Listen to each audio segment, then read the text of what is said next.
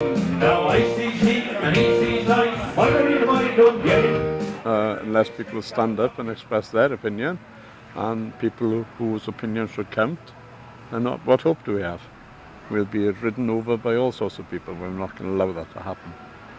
Well, I think, of course it is. I think, if you're not going to stand up for what you believe in, or stand up against any issues that you feel are not fair, or there are alternatives, or even just a little bit of movement on both sides and find a bit of middle ground somewhere, maybe. It's worth doing that because, I'm a firm believer it's not just a responsibility we have in what we say or what we do. We sometimes have more of a one if we stand by and we say you do nothing. There are a lot of people who might say, who aren't necessarily from here, who might say there's no point, it's going to happen anyway, just give in to it. But I think we've got to keep fighting to the end. And I think it's really important to keep going. Really important to keep going with it all. Yeah. So we're continuing with the fight along the whole of the county that we want the county undergrounded and nothing less. I don't think it's inevitable. I feel as though the politicians have a responsibility to listen to people. And in fairness, the politicians have engaged with us and they have been willing to hear our stories and why we feel so unhappy about the road.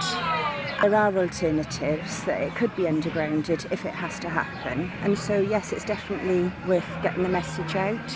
I'm very supportive of green energy, and I don't feel anything is wrong with putting these cables underground. Personally, there was a hydroelectric put in Clywch, and the cables go through our farm underground. Not a problem at all. I have nothing against that at all. I think it's really important everyone objects. It's the only way, but I think also nobbling or getting politicians is the main thing, I think, and persuading them that this is just unacceptable. People have ears and they have a conscience and they know what's right, and they know deep down that it's profit that's governing this and that future generations will judge them for that. Posterity will not be kind on a legacy that was purely for profit at the expense of nature and of, for want of a better word, an important spiritual place for so many people.